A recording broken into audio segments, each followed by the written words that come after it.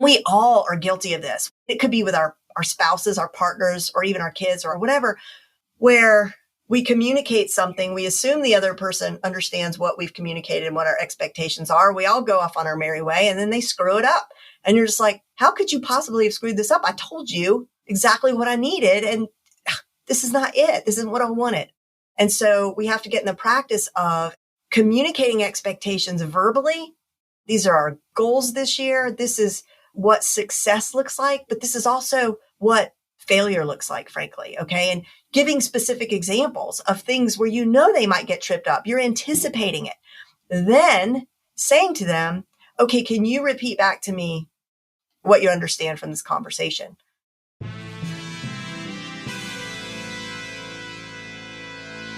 Thomas Edison, Richard Branson, John F. Kennedy, Mozart, Michael Jordan, Will Smith.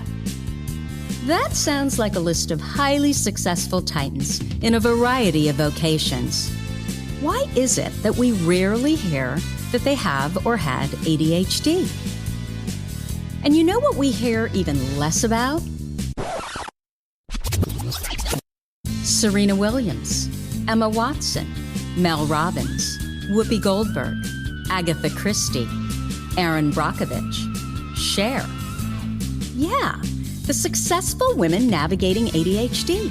And that's exactly why I started this podcast, ADHD for Smartass Women. I'm your host, Tracy Otsuka. I'm a lawyer, not a doctor, a lifelong student, now a coach. I'm also the creator of Your ADHD Brain is A-OK, a system that helps people like you figure out what they should do with their life. And we're here today to talk ADHD, your strengths, your symptoms, your workarounds, and how you proudly stand out instead of trying to fit in. I credit my ADHD for some of my greatest gifts. And you know what? I spy a happier life for you too.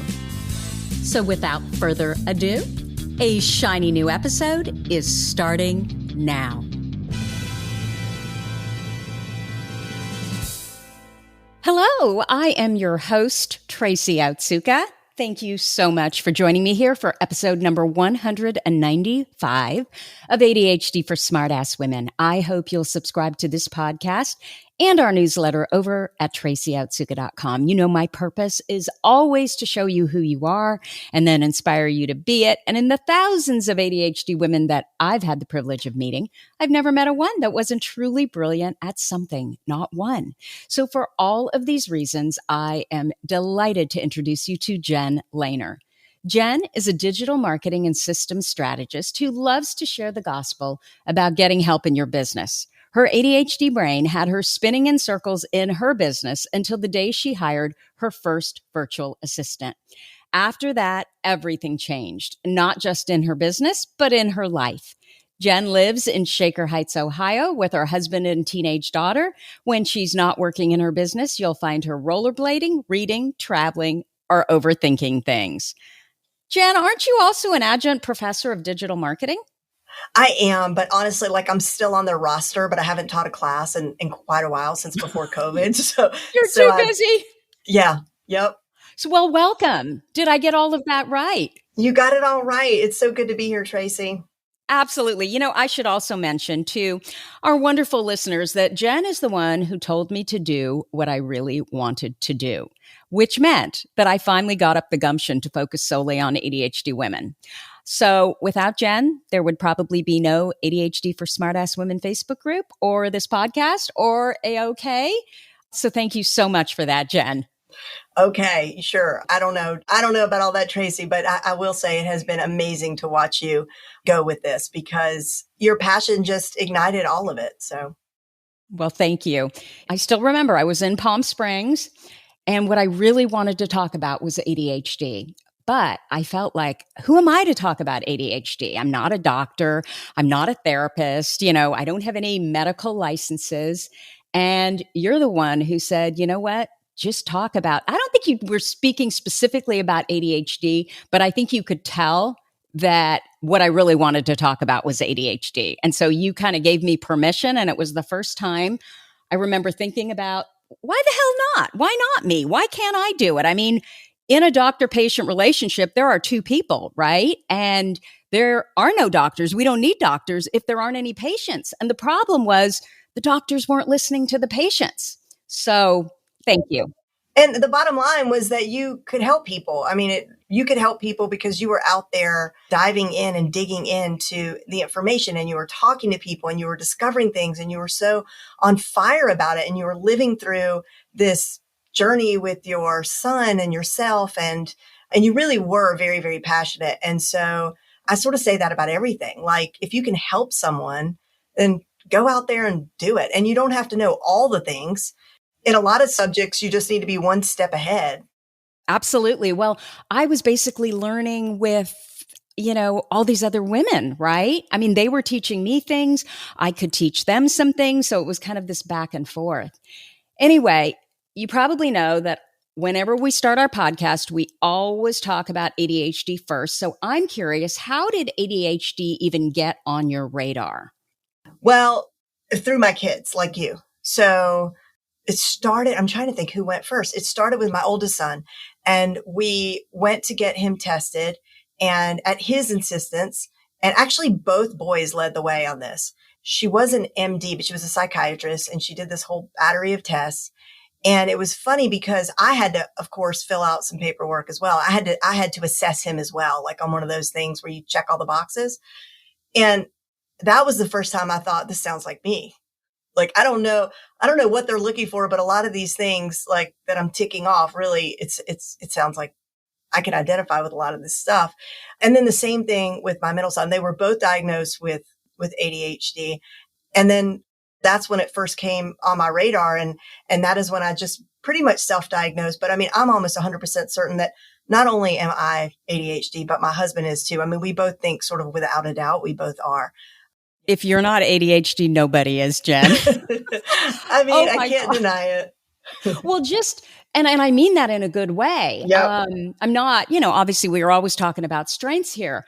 The ability you have to constantly keep on top of all the bright sparkly, because you're always looking at the newest tech. And I think that probably got kind of old after a while, right? Is that why you kind of branched off into the front row CEO, because it's so daunting to stay on top of all of it, but you did such a good job at it? Well, I still do that in a different fashion. Like, I have a flash briefing that I have to do every morning that is basically all the newest in tech. So I am still doing that. Yeah. And I branched off into the other thing, front row CEO, but it's still related definitely to ADHD. And that is because it had the biggest impact on my life, what that is all about. Yeah. And I just love to, I want to share that with my audience so that they can have that impact as well. But yeah, it's exhausting in the way that I was doing it before, which is more so than now. Like, as you know, so I would learn about messenger bots.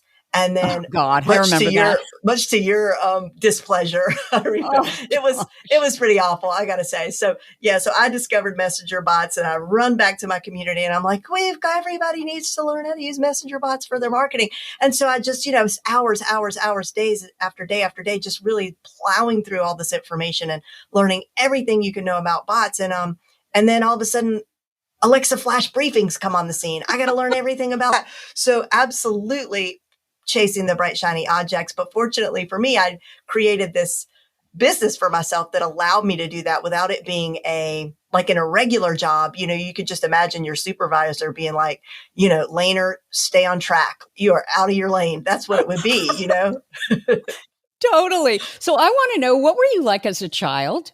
I have 4 older brothers. So I was I don't know if the term is used anymore, but we would call it a tomboy. Always climbing trees and barefooted and just wide open all the time. Like, always got Jennifer talks too much on her report cards. Jennifer needs to spend more time focusing on her work and less time focusing on her neighbor. And so it was always, I made good grades, but I was, you had the grade section, and then you had the section that would be like excellent, behavior, satisfactory, or right. I was always like NI, like needs improvement. Yeah. So that's what I was like. Have you ever had a corporate type job? Yes. Before my first son was born, I was a regional director of a nonprofit organization. I had a team, and I had a huge fundraising budget, and I had a very large territory in South Carolina and Georgia. Yeah. And a boss and bosses above her. And I enjoyed it, actually. I really did, because for the same reason they gave, I was given the freedom to, what a lot of people call be an entrepreneur. And I was an entrepreneur as a kid too. I mean, I was that kid with the VA, with the lemonade stand. And to my mom's like, oh my gosh, I went and got all of my Dr. Seuss books. This was like first grade. And I went into the park and where we lived, and I set up a table and I sold them all for like 10 cents, And so yeah, I was always that. And so in the corporate type job, I was allowed to be sort of an entrepreneur and innovate and do the same thing that I'm doing now. I really loved it, actually. And so why'd you leave? Because I got pregnant and with my first son, and I wanted to be a stay-at-home mom. So through that whole time, from the time he was born till he was about 13, I was a stay-at-home mom. But during that time, and then, the other two kids came, I was always still doing this stuff. Like I was the mom in the classroom who wanted to show the teacher how we could have a classroom webpage, and she could do like all the school updates on that. I mean, nobody had a webpage at that time, or how they could do a newsletter through Constant Contact, or, and I always wanted to set that stuff up. So I was still doing all this stuff. I was still learning it. eBay came around right when he was born. So I can remember breastfeeding with one hand and listing stuff on eBay with the other. And not even for the money. It was I was so amazed that this was happening, that you could do that. I mean, I thought it was so cool. We take it for granted now, but it really was a humongous thing to think that you could make money from your guest bedroom. I totally remember that as well. And I was a huge eBay seller until my nephew took my account, and, he's a total techie, and I don't know what happened, and I got banned. But it was the perfect excuse to buy the kids these beautiful outfits. And then I would just turn around and sell them on eBay. So it didn't end up really costing much. Yes. But it was fun. I used to always sell their outgrown clothes as well. The stuff that was, pricey. So I'm curious, have you always felt different than others? Do you feel different than others? I don't really know how to answer that. I mean, yes, I definitely think that I am different, but I never felt held back or like misunderstood, maybe sometimes misunderstood, but not terribly so. And do you think it's because it sounds like you always pursued what Jen wanted to pursue? Yeah. And I also had this, just the unwavering support of my parents and everybody around me. So there was never people saying, you need to, not the people who really mattered, like you need to tone it down, or you can't do that, or whatever. So for that, I'm so thankful, because I really was pretty hyper in the way that I behaved in those early days. And I just think I could have been squashed, but I was supported, Yeah. It's interesting that you took it that way. I actually, I see different as great. And so what I was getting at more was, did you feel different in that, your brain just works differently? I mean, here's these other kids and they're sitting in front of the television watching, I don't know, whatever kids watched then, versus I'm here, trying to figure out, okay, what can I sell? How can I start a business? Buying those little invoice books, like that was my big thing. Versus my friends weren't doing any of that. Well, absolutely. And I do see all of that as a positive. So that's sort of like, but here's the thing, how when you're good at something, you sort of take it for granted, and things that come easy to you, you sort of take it for granted that other people do that as well. It would only come to my attention that what I was doing or thinking about or whatever was unique when people would be like, they would say stuff like, well, I just don't even know how you do that.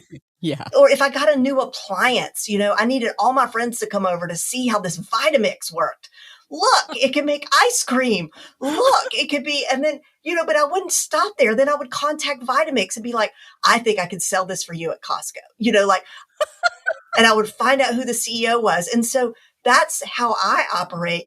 And it's funny because my oldest son is exactly like that, like very, very tenacious, but in fact, that is different from other people. It's just, I wasn't paying attention to them, I guess. It was just like, you know what I mean? Like, I'm just really doing what I'm doing. But they would comment and say something like, well, that's cool, or that's weird, or, whatever. But you just figure other people are doing stuff too, or you're just not paying attention to them, I guess. No, I totally relate to that. It's almost like you just don't care. You don't Yeah. care that it's different. And certainly at that age, you probably don't notice it. Now, looking back on it, I'm like, well, yeah, that was a little different. Yes, exactly. Exactly. So I believe that all entrepreneurs are somewhere on the spectrum. You know, their ADHD symptoms, and it shouldn't be symptoms because symptoms are pathologies. I guess I should say they're ADHD traits. Creativity, a need for novelty, you know, that loving the bright, shiny, the lack of fear, the hyperactivity, all of these ideas all at the same time. I think that is actually what makes great entrepreneurs. And I've done a lot of things. I've run a number of different entrepreneurial type ventures, but nothing prepared me for starting and then running an online business. It was literally the hardest thing I've ever done. There is so much to do, and it's all constantly changing, which I think, especially for an ADHD brain, is a bloody nightmare because right when I thought I finally had it all put together, something new would catch me. You know, my eye, from the side of my eye, I would see it. And I'd feel like, oh my God, I need to know about that new thing. And I'd start all over again. So it literally became this nightmare. And that's when I discovered you and your programs. But the one that literally changed my life was Front Row CEO, which is all about how to hire the right help. I mean, I know for a fact I'll start with the first admin that really made a difference was the one that you helped me find, Lehn. I literally could not be doing what I'm doing. How did you decide that Front Row CEO was something that entrepreneurs really needed? Well, because like we were saying earlier, I was doing all this other stuff. I was like exploring all these other tech things and showing people how to weave that into their marketing. And I was creating online courses and I was doing all this stuff. And I was like working myself down to a little nub. And in fact, I'm not a large person. You know, I'm average weight, no health problems. And I can remember sitting at my desk, creating this course, doing everything, right? Like the landing pages, connecting it to the lead magnet and the follow-up emails and the social media posts that had to go with it, like literally every single thing. And one particular thing might take all day, like trying to figure out Webinar Jam. I don't even know if Webinar Jam's still around, right? But trying to figure that thing out. And I looked down at my feet. I had forgotten all about this till just now. I looked down at my feet and my ankles were swollen, like swollen ankle. I have skinny ankles. They were swollen. And I was like, you weren't what? pregnant. No. I wasn't pregnant. This was like, I don't know, like 8 years ago when I started in the early days of my online business. And I was like, what in the heck? This is bad news. So my point is I was just really struggling. I got my own virtual assistant after a conversation with my son who was 13. And should I share that with you for real quick? Or yeah. Okay. So, I mean, it was a pivotal moment. So he was typical to how, and this was before he was diagnosed, and it was very typical to how things could go in our house, right? So I would say, I said that morning, this is a crazy day. And so you have to make sure you are home from school right on time, because right after that, we have to go to the orthodontist. And right after that, we have to go to the whatever. There were like 4 appointments we had to make and we had to be right on time. And then you have your violin lesson and yada, yada. Okay. So he forgets things. He gets locked into, he daydreams, you know, on the way home, walking from school, just daydreaming. And he comes home late. So I overreact. I get upset. I'm like, oh my gosh, I can't believe you're late. Blah, blah, blah, blah, blah. I told you everything had to go just right today. You know, I just completely overreacted. And then we fussed back and forth. And then finally he said, and this is my stoic child who never cries, and his lips started trembling. And he was like, Mom, I know you think that I don't need you anymore because I'm 13 now and I'm a teenager, but I actually need you more than ever. And you're just not around. And he said, and also, you're not fun anymore. Oh, that's the worst part. That was the worst part. I was like, oh, here I was thinking I was this fun mom. No, I wasn't. And when I was honest with myself, I really wasn't. It was because I was doing all this stuff. So that's when I was really like, you know, stuff has to change. And I hired my first virtual assistant. It changed everything. And because of that, then I just started mentioning it to people. Then I put together just a little free, like 3 video thing with some basics, like this is what you do. And I remember that. Yeah. And people love it. I had all this other these other fancy products out there that took me ages to create, but this is the one that seemed to resonate the most with people, that was really helping people the most. So I was like, well, I need to just develop this some more and really show people exactly step by step how to hire, exactly step by step how to do this in a way that won't make you crazy, that doesn't take up all your time, that doesn't cost a lot of money. Like I just tried to decide or understand what are all the real pain points and address those in a way that was really doable. And that's how I started Front Row CEOs. That was a really long answer to your question. No, I think it was a really good answer. And I think we've all been there at some level where we realize that, and part of it is, I think we think that I can't hire anyone. They're never going to do the job I would do. At least that's what I think. That perfectionist, brain gets chattering. And the truth of the matter is, there are things that I'm really bad at and I should not be even let around them. Mm-hmm. I'm the bottleneck, right? If I don't move it forward, it's just not going to move forward. So I'm curious, anybody who's listening who's never hired a VA before is probably thinking, well, my business is so small. I'm not making that much money. How am I going to afford to hire someone? This doesn't make any sense.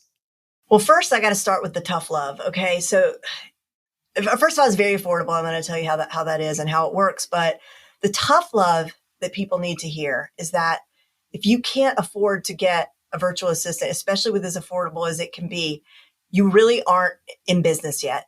You really don't have a business yet. You maybe have a hobby, but you just don't. Okay. Because I always say to people, if you think about a doctor and she opens up a practice and she says, you know what, I'm going to wait until I have 10 clients, 10 patients, then I'm going to get a scheduler, and then 20 patients, I'll get a nurse. I'm like, it's ridiculous, right? Of course not. And so it tends to be more controversial than it should be, because I really think that earlier in our business is when we need to get a virtual assistant. I wish I would have started 2 years earlier, because from the minute that you go into business, you are smacked in the face with so many things that, like you said, you lack competency for, or, you just shouldn't be doing, because it ties your hands from doing the things that you're actually went in business in the first place to do. So if from the very beginning you can share those and, offload those administration tasks and anything you shouldn't be doing, then right from the beginning, you're going to be doing growth activities, things that actually grow your business. So, and one other thing is that I also believe that it is like just the cost of doing business. Like, you wouldn't open up your business without a computer or access to Wi-Fi or even business cards, maybe not so much business cards, but those are things of course I need a printer. That's how I think about it. That's how important I think it is to have help. So in terms of affordability, the first thing I'll say is that let's just keep round numbers. Let's just say you're a coach and you charge $100 an hour. If you are paying them anything less than that for the tasks that they're doing while you go and do the things that earn $100 an hour, you're already in the black. Okay. So you can find someone overseas and leverage foreign exchange rates, and you could start at $5 an hour. And that does not mean you stay at $5 an hour. Okay. But for the small business who's really struggling with cash flow, if you were to hire someone initially at that rate, then what happens is you really do see growth very quickly. So as you grow, you quickly grow your VA with you. So you start at 5, then you start making money. You bring them up to 6, then 7. You're giving bonuses. You can even offer profit sharing opportunities. Like, hey, if this next campaign and we do well, you're going to get X amount of dollars or X percentage or whatever. There's a lot of creative ways to do this. So it lines up so that really anybody can do this. You could start with 10 hours a week, then you go to 20, then you go to 40. But even if you hire someone again for $25 an hour, when you look at the big picture, if you are truly using that time, so like all the time you're spending doing Canva graphics, you hand that off to someone else. Let's say you are paying them, a higher rate of $25 an hour. If you're using that time to then do sales calls, write your signature talk, finish your book, doing all those things that actually bring in revenue, in the end, at the end of the year, you're going to be in the black. Now, if you just hand off those tasks and go sit on the beach, that's a different story. Although this does allow you to hand off tasks and sit on the beach. So that's good too. You know what, for me at least, what I got so much benefit from, and I didn't expect this, is I think with our ADHD brains that are super creative and can at times be all over the place, what we need, we fight against it handily, but what we need more than anything is structure. And what I have found so beneficial from, my VAs and the other people that work with me is they bring the structure. Because I know they're showing up and they expect to work, it makes me get the stuff done that, I don't really want to do. I mean, I do try to hand off as much stuff that I don't want to do, but there are some things that I just have to do. Sure. And it makes me do them. And it makes me do them, in a manner that's just I'm just so much more efficient. That's such a good point. It forces you to show up as the CEO in your business. And that is a good thing for sure. So what do you say to the entrepreneur like me who says, I can't hire anyone because they're never going to do the job that I would do. And that's just going to stress me out more. Because what I will tell you, Jen, is before your program, I did for a couple of years. I remember I was complaining to you all the time. I would hire people and then they would just ghost me, or they would just be so bad, they'd have mental health problems and they would just disappear for, 2 months. And then all of a sudden they'd come back and say, oh, I'm so sorry. Could I have my job back? Like, I just could not find good, consistent people to help me. Right. And that was before we had the CEO system in place. So now the framework that I have, I hear this a lot, like, I'm open to it. I know I need a VA. I've tried it. And then they share stories like what you just said. They ghosted me. It was too much personal drama, like nonstop. And this does happen. Okay. But there is a way around it. And the way around it is to be preemptive and to do this in the beginning, in the hiring process. There are, and as you know, I have this templated now. So it's literally like you just copy exactly what I show you to do, right? You don't have to think about it. You will not overthink it because you can't. It's just, you're just going to do what I tell you to do. And part of that process is sort of a semi-automated screening process so that by the time you get to the interview, you only have people who are highly qualified. They're the right people. So you haven't had to sort of like hold your breath and hope that their resume is real and that the letters of recommendation are real. Or if you just do a resume and an interview, just crossing your fingers and hoping that they're going to be as good as you think they are. We add a few things in there like test tasking, right? So first, just to test attention to detail and competency and that sort of thing, before they're ever interviewed, there's a little test task exercise. And then once we get to the interview process, usually there's several people that like you love. So let's say you interview, 6 people, and out of that 3 people, you're just like, yes, I really think any of these people would just be great. Then what we have you do is go into a trial week, and it's a paid trial week. But again, it's so affordable and work is actually getting done. Okay. You give them work to do during that trial week, and that trial week is everything because those things show themselves early on where people won't respond to you. Maybe they wait so let's say your trial week starts on Monday, and then you don't hear from them till Wednesday and they decide to start on Wednesday. They're gone at that point. Like, trial week is over. This is not your candidate because they didn't show up when they were supposed to, or they make a lot of errors, or they're contacting you 10 times an hour, even though you have the instructions very clearly laid out for them. That might also not be your person. Do you see what I mean? So The beginning part is so important. And then after that, the onboarding part is so important. So for example, and we all are guilty of this and it could be with our spouses, our partners, or even our kids or our best friends or whatever, where we communicate something, we assume the other person understands what we've communicated and what our expectations are. We all go off on our merry way and then they screw it up. And you're just like, how could you possibly have screwed this up? I told you exactly what I needed. And this is not it. This isn't what I wanted, But here's the thing. We think people can read our mind. And so we have to get in the practice of, and this is really good in the beginning. And for anybody listening who already has a VA and you sort of feel like, oh, I didn't do this in the beginning. That's okay. It's never too late.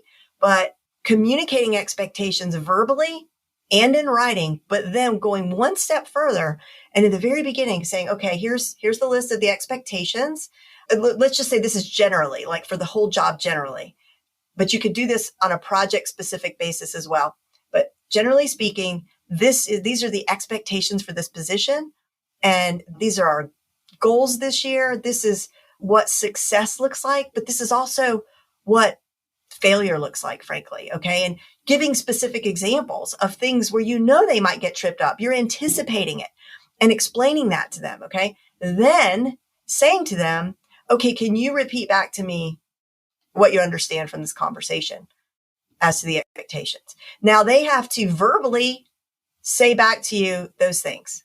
This has been so enormously helpful. For example, when there's a problem and you run into a problem, and now this may not be what your expectation is. This is an expectation for me. Everybody's different.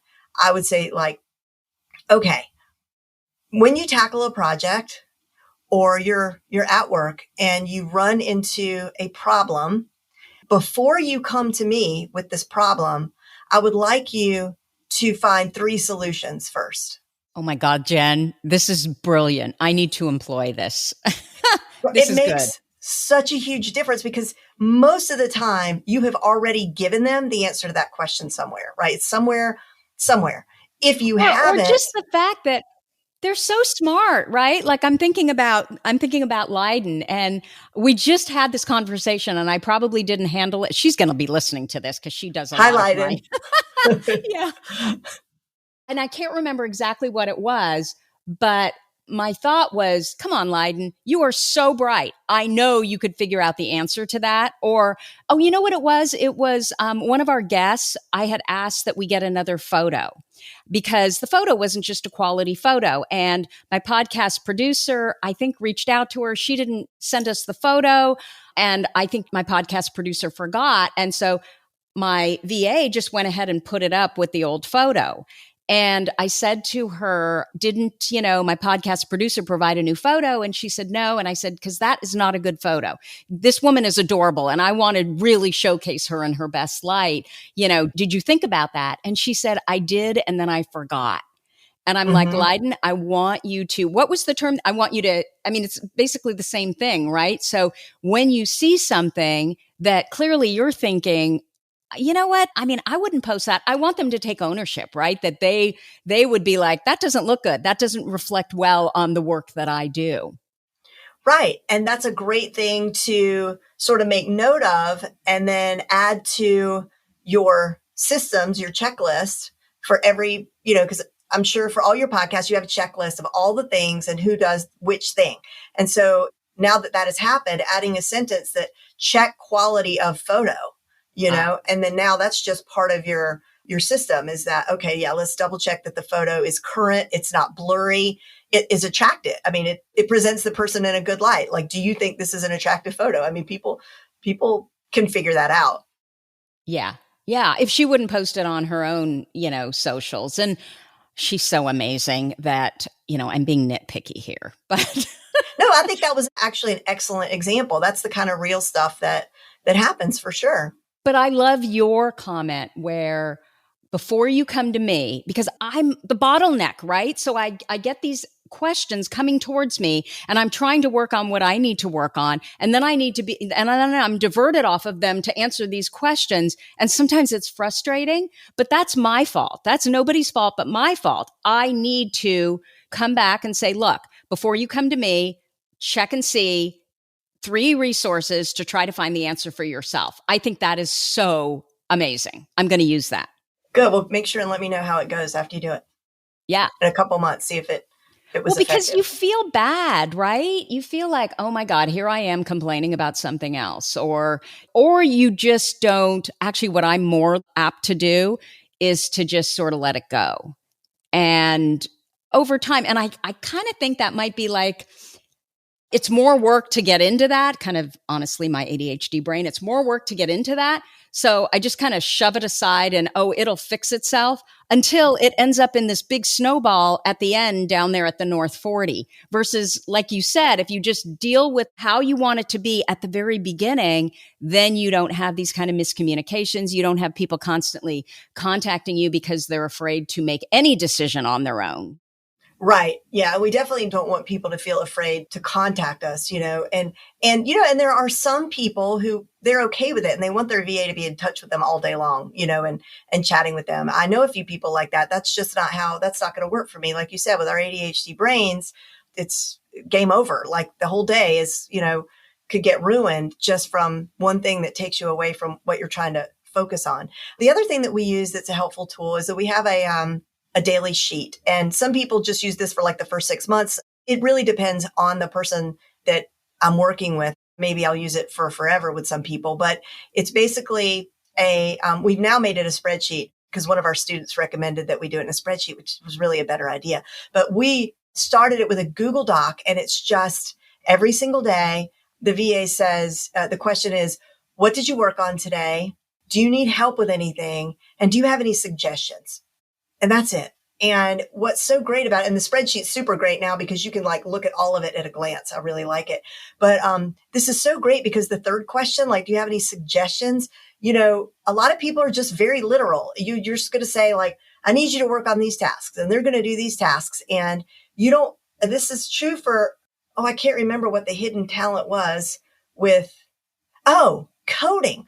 Okay. So I discovered like Nika is my rock star head VA. And I didn't find out until like 3 years or something working with her that she actually can code. She knows CSS and stuff. And I was like, well, I didn't know you knew that, but why would I? I never gave her any CSS tasks. And so you can find hidden talents with that question, because if they make a suggestion that, I don't know what the suggestion may be, but it reveals talents that you didn't know that they may have, and skills. That's another thing you taught me is to use that form. So every single day that my VAs do work with me, they have that Google Doc and they tell me, okay, these are the things that I've done. And you know what that does too, is it makes me realize how much they do. Like right. I could never get all those things done that they got done, right? They're really good at them. Yeah. And my team really likes that too. It's not about checking up on them. This is about communication. And all of this comes down to communication. Success depends on communication. And so as many tools as you can put in place to make that easy, it's going to be good. The other thing is, and again, I do think my lovely little ADHD brain is responsible for this, but I find that in the things that I don't want to do, I procrastinate. Or I'm so busy doing this other stuff that to jump off of it, like I can't do the transition, right? I just need to hyper-focus on what I'm working on to get it done. And so what ends up happening is I'm the bottleneck. So it literally took me a year to try and start a newsletter. And it was ridiculous. Here I am, I'm recording these podcasts, getting all this, great feedback, how much it's helping the women who listen.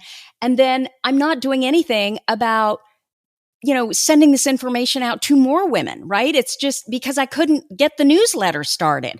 I would maybe do 2, weeks in a row, and then there'd be like months before they'd hear from me again because I couldn't seem to get it going. And I actually had a couple marketing people set up, newsletter templates for me, and they were beautiful.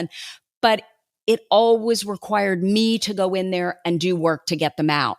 And my goal, I finally realized, was I want women to listen to this podcast because this is what they're coming back and telling me has changed their life. And so I am doing a disservice to other women, right, who don't know about this podcast or who may have found out about it and then they forget about it.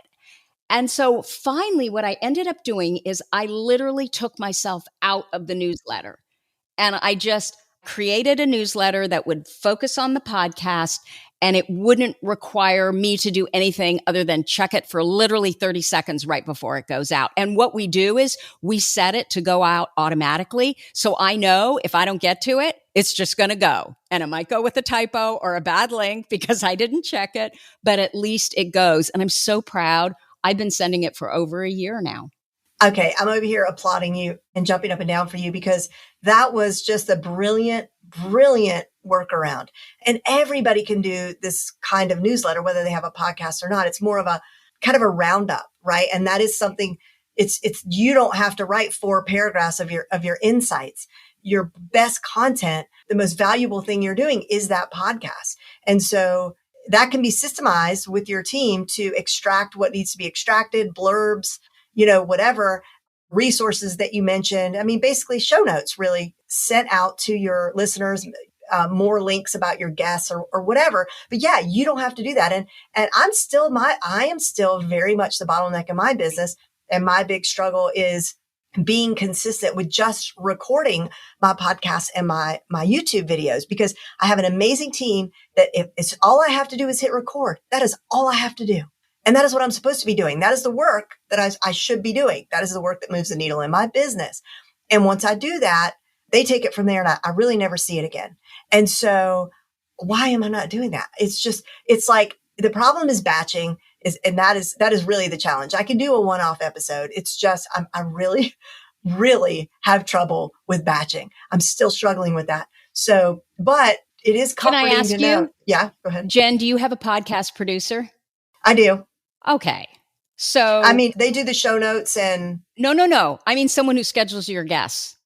Oh, no, because I don't really do guests. Oh, well, maybe you should. I mean, sometimes here and there, I get nervous with guests. I don't know. I mean, I always enjoy it after I do it, but I find it really stressful. Oh, I love guests. Well, you're really good at it. You're so good at it. It's just so interesting to hear people's stories. But honestly, that has made a huge, huge difference as well. Is I hired a podcast producer, Grace. I've actually had her on this podcast.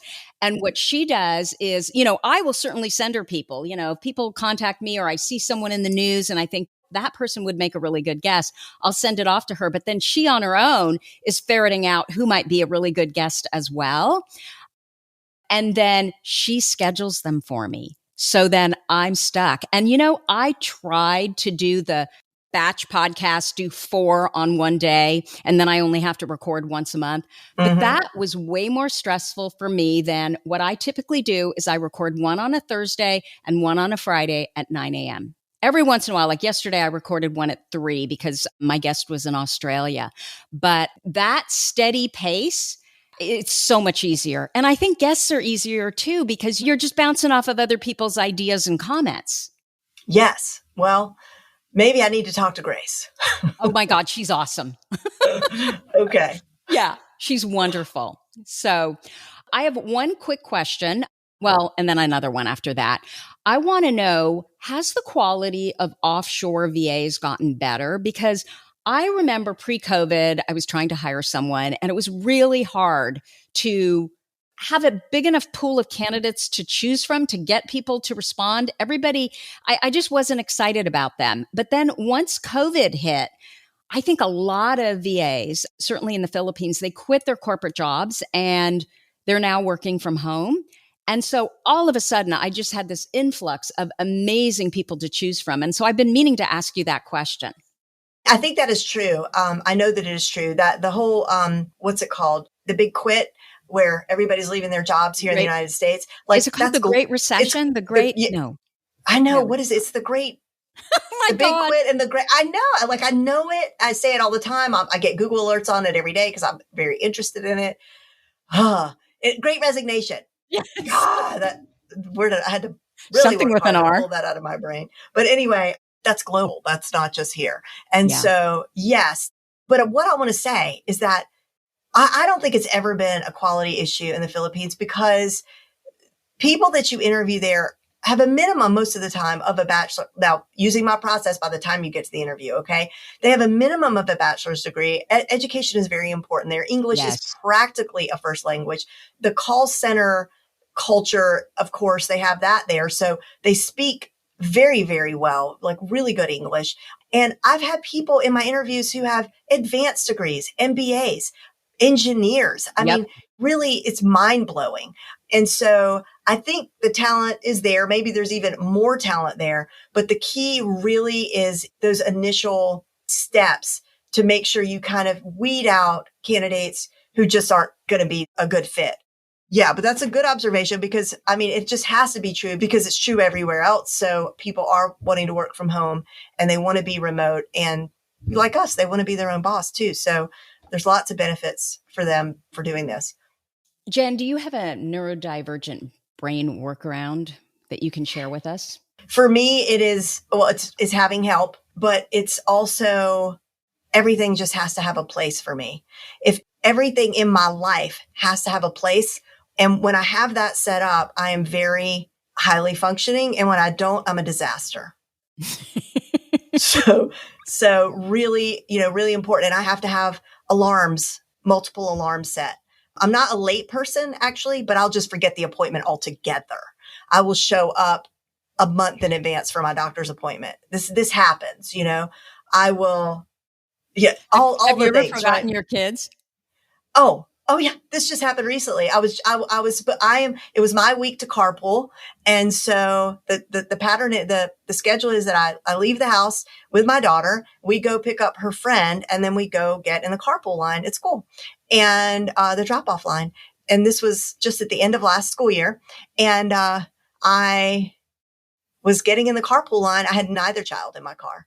I went straight from my house to the school with no children to drop off. And as soon as my phone rang and I saw it was her, then I realized, but I was so focused on like whatever was in my brain at the moment, but yeah, having, having That's things. the best one yet. It wasn't that you forgot to pick her up. It was that you forgot to take her. Yeah. Both of these kids. I mean, I went all the way to school too. It wasn't like I got halfway there and thought, wow, it's quiet in here. I mean, oh my gosh. So are you working on something you want to tell us about? Yeah. So I have a free masterclass that is all about how to hire and train and find your perfect match virtual assistant. It's jensprograms.com/free masterclass. I know you'll put that in the show notes. That's a long link. So what is it? jensprogram.com/ jensprograms with an s.com/free masterclass. Okay. And then the other thing, I've got this that might be really helpful because one of the first things people tell me when I talk about this is I have no idea what I would give to a virtual assistant. So I've got this task list of 160 things that you can think about handing off to a virtual assistant. And that's at jensprograms.com/VA task list. I have that list and I think it's fantastic. I still have it sitting here on my desk and I refer to it often. So yay. Yeah. So thank you so much, Jen, for spending time with us here today. Thank you so much, Tracy. I really, really enjoyed it. Yeah. So that's what I have for you for this week. If you like this episode with Jen, please let us know by leaving a review. Our goal is to change the conversation around ADHD, helping as many women as we possibly can learn how their amazing ADHD brains work so that they too may discover their amazing strengths.